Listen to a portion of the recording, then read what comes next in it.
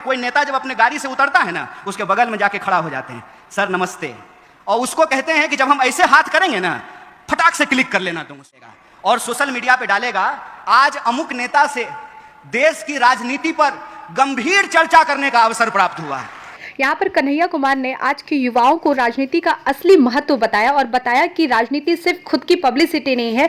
जिस तरह से आज के युवा सेल्फी लेकर या फोटोग्राफ या वीडियो डालकर खुद की पब्लिसिटी करने में लगे हैं, तो उन्होंने असली राजनीति का महत्व समझाया। यहाँ आजकल युवा नेता क्या करते हैं, मोबाइल लेते हैं और किसी दोस्त को पकड़ा देते हैं।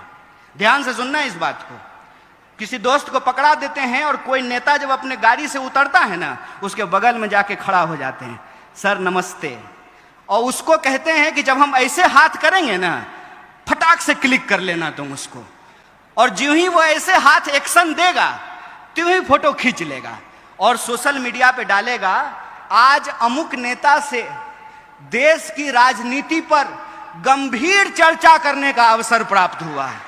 ये तो धोती खोल रहा है। हाथ जोड़ करके कहते हैं, भाई ये मत करना, ये मत करना, ये याद रखना कि तुम्हारी राजनीति क्या है। इस देश में बाप जात पैसा चलता है मेरे भाई, बीजेपी। क्या बढ़िया था गुरु।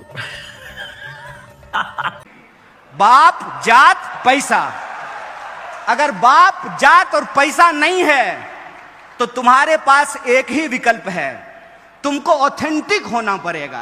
क्या बात है सर, क्या बात है सर, क्या बात, ये बात है। वैलेंटाइन डे पे झूठ मूठ का आई लव यू कहने से काम नहीं चलेगा मेरे भाई। अगर प्यार करते हो तो तुम्हारे दिल में प्यार हो, और वो प्यार ऐसा हो कि वो इंसान तुमको मिले ना मिले, तुम ही प्यार बन जाओ, ऐसा जज्बा तुम्हारे अंदर होना पड़ेगा।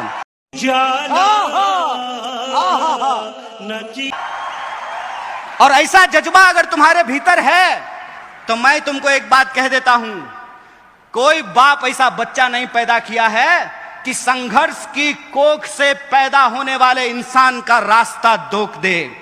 तुमको सत्य के साथ खड़ा होना पड़ेगा। फिर वो जो नेताजी के साथ तुम ऐसे फोटो खिंचा रहे हो ना, वो नेताजी अपने पीए से फोन कराएंगे कि जरा उसको बुला दो, तो तुम कहना नेताजी बाद में आते हैं, अभी हम आंदोलन करने जा रहे हैं, जरा कलेक्टर को हम स्मारक पत्र देने के लिए जा रहे हैं।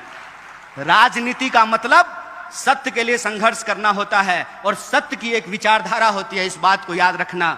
दक्षिण वाम और मध्य के बाद के रास्ते में मैं पढ़ने के लिए नहीं कहता हूं, उसका चुनाव आप खुद करो, लेकिन कैटेगरी में मत फंसो। लेकिन एक कैटेगरी जरूर होती है, वो कैटेगरी होता है सत्य का। उस सत्य की विचारधारा पे चलो, और इस देश ने बार बार ये साबित किया है, यह देश बुद्ध की धरती है, इसीलिए यहाँ कोई भी संघर्ष हिंसा से नहीं, अहिंसा से करके उस संघर्ष को जीता जा सकता है। अगर बुद्ध ने उंगली माल को संत बना दिया अपने अहिंसा से, तो तुम भी आज के उंगली माल को रास्ते पे ला सकते हो अपने संघर्ष से। बस इस बात को याद रखना।